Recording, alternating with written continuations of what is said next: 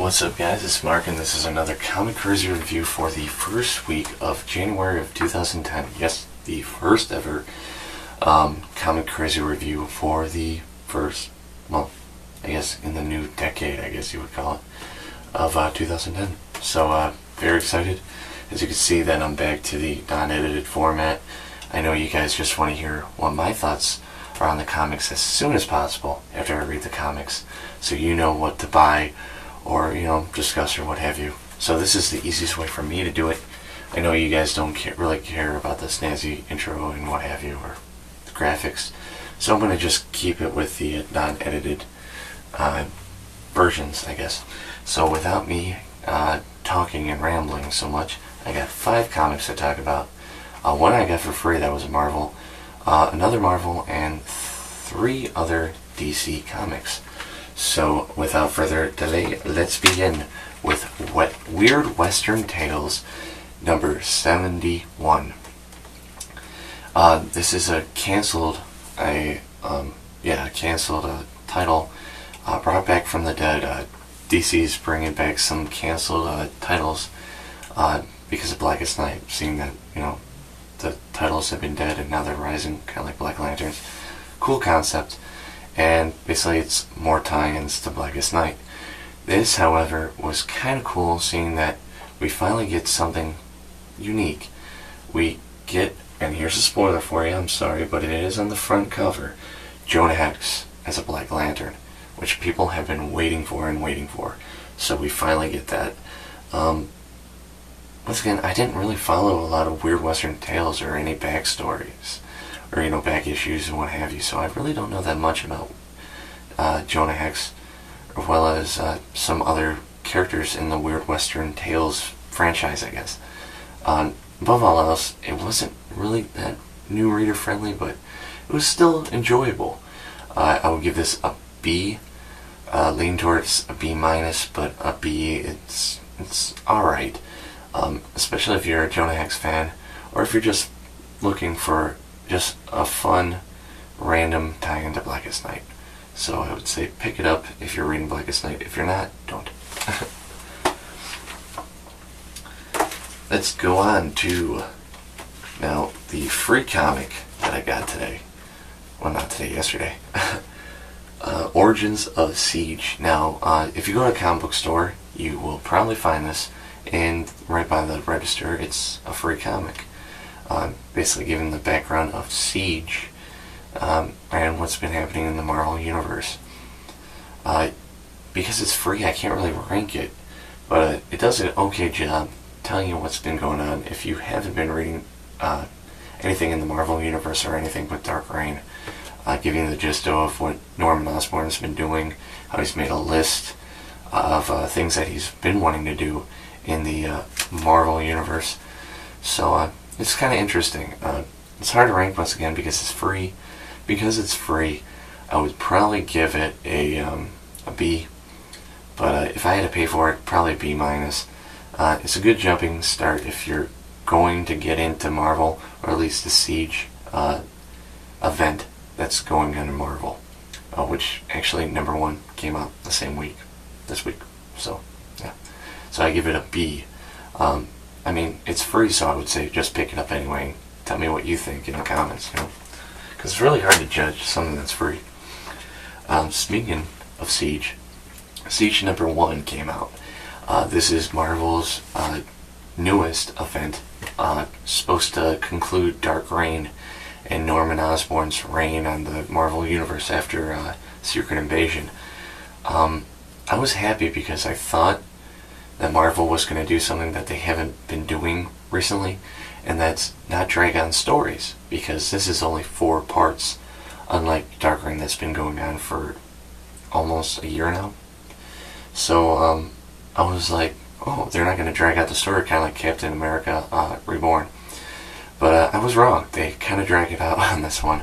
Nothing really happens, and it kind of does. It's hard to judge once again. I mean, it's an alright story. It is the first one, so you can't really judge the story altogether yet. I would say this is a B. If you're going into Marvel Universe and going to try out Marvel, I would say pick it up. with Origins of Siege to get a good gist of it.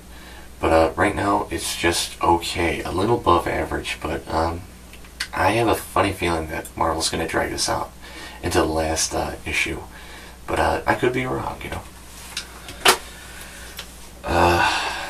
Now, I only got 2 more left, and let's go with another title that got resurrected from being cancelled a couple of years back.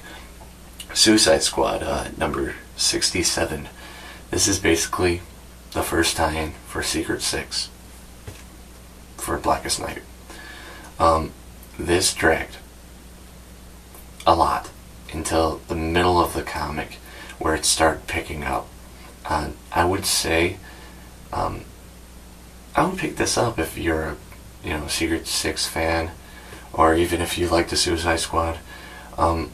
They are going to add more things to with the Blackest Night, with the Secret 6, with 2 more Secret 6 issues tying into Blackest Night.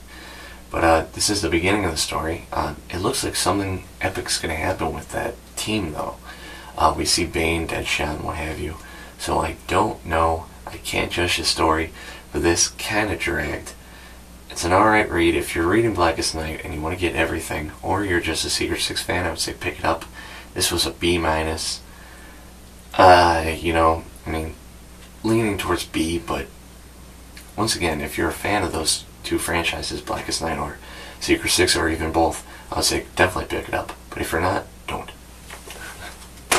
Well, like me, I'm taking everything with Blackest Night, so. Now for the comic of the week, and it's not the greatest comic, but it was pretty interesting. Now, this, I'm going to have to spoil some things just to give you a little rundown of the comic. Now, of course, I'm talking about Blackest Night, Wonder Woman number 2. Now, in the first issue, it was basically Wonder Woman before, when she first started meeting Black Lanterns, getting involved with the story. This jumps, however, right in the middle of issue 5 to issue 6 of the issues of Blackest Night, and it ties in very well. But I mean, it was good, but it's hard to explain. Somebody dies in this, and I don't care, and it's a big character, and then something weird happens with Dick Grayson and her. Here's a spoiler for you. At the end of issue 5, everyone that was resurrected, that came back from the dead, became Black Lanterns, except for Barry and Hal. So she's a Black Lantern in the beginning of this. So it does jump from the first one to this one.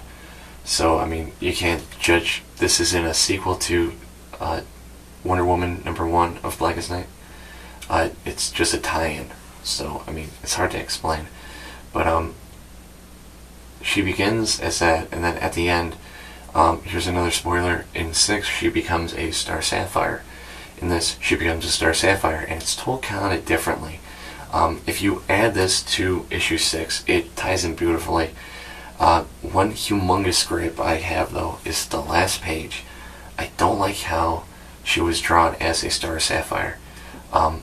She was drawn absolutely way better in Blackest Night number 6. In this one, it would kind of look like some guy, no offense to anybody, but drew a penis on her nose. It doesn't look good. I'll even show you. Once again, I am spoiling something, but if you read issue 6, you know. I personally don't think that's good at all, but she looks ugly, but she looks hot in 6. I don't know, but I would give this comic a A-, around a B+, but A-. Pick it up if you liked issue 5 of Blackest Night and issue 6. Ties in beautifully. Wonder Woman, they're saying it's going to be one of the epic characters in Blackest Night. I don't know how making a Star Sapphire makes her epic, but maybe she'll do something more. Who knows? So those are the comic reviews for the first week of January of 2010. Visit me at comiccrazyreviews.webs.com, where you get to see these videos my written reviews, Blue Goblin's written reviews, his videos, as well as BOXINTYPEX'S toy reviews and some other cool stuff from him. So visit the website, please do so. Subscribe to this channel, keep reading those comics, and I'll see you guys next week for more comic crazy reviews. Peace.